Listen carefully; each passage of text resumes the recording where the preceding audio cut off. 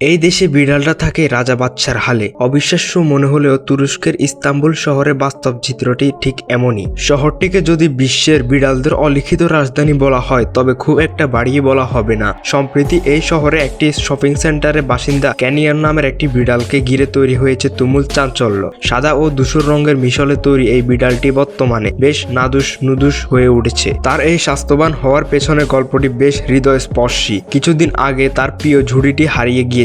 এই খবর ছড়িয়ে পড়তেই বিড়ালটির মন খারাপ দূর করতে হুমকি খেয়ে পড়তেন স্থানীয়রা। তার জন্য আসতে থাকে একের পর এক উপহার। কেউ দেন সুস্বাদু খাবার, কেউ খেলনা, আবার কেউ বা আরামদায়ক শোয়ার ঘর। ক্যানিয়ের জনপ্রিয়তা এতটাই তুঙ্গে যে এক ভক্ত তার নামে ইনস্টাগ্রাম পেজ খুলে ফেলেছে।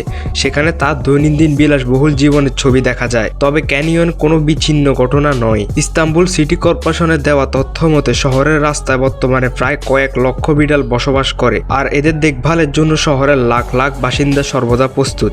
এখনকার মানুষের কাছে পথ বিড়ালদের সেবা করা অনেকটা ধর্মীয় ও নৈতিক দায়িত্বের মতো।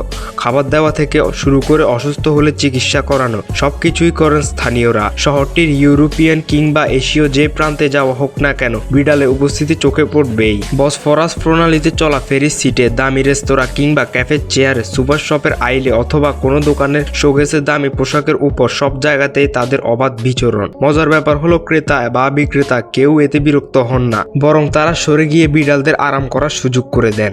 ইস্তাম্বুলে বিড়ালরা যে কতটা প্রভাবশালী তার প্রমাণ মেলে কাদিকয় এলাকার টম বিলের দিকে তাকালে। ফুটপাতের ধারের বেঞ্চে মানুষের মতো এক হাত এলিয়ে বসার ভঙ্গির কারণে ইন্টারনেট দুনিয়ায় ভাইরাল হয়েছে সেই গোলমাল বিড়ালটি। 2016 সালে প্রাণীটি মারা গেলেও সেই বিখ্যাত ভঙ্গিতে সেখানে তৈরি করা হয় ব্রোঞ্জের মূর্তি। আজও পর্যটকরা সেখানে গিয়ে ছবি তুলেন, মাথায় হাত বুলিয়ে দেন যেন সে এখনো জীবন্ত। গ্লি যখন মারা যায় তখন তুরস্কের মূলধারার গণমাধ্যম রীতিমতো শোকবার্তা প্রকাশিত হয়েছে। বিশ্বের বিভিন্ন দেশ থেকে মানুষ এই বিড়ালটিকে দেখতে আসতো।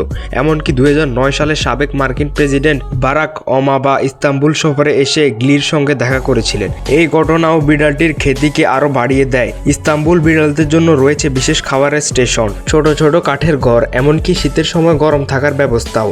বিভিন্ন পার্ক ও রাস্তায় দেখা যায় স্বেচ্ছাসেবীদের নিয়মিত খাবার দিয়ে যাচ্ছেন। অনেক দোকানদার তাদের দোকানের সামনে পানির বাটি রেখে দেন যেন কোনো প্রাণী তৃষ্ণান্ত না থাকে। ঐতিহাসিকভাবে এই শহরের সঙ্গে বিড়ালের সম্পর্ক গভীর। অটোমান সাম্রাজ্যের সময় থেকে বিড়ালকে পবিত্র ও উপকারী প্রাণী হিসাবে দেখা হতো, কারণ তারা খাদ্যশস্যকে ইঁদুরের হাত থেকে রক্ষা করত।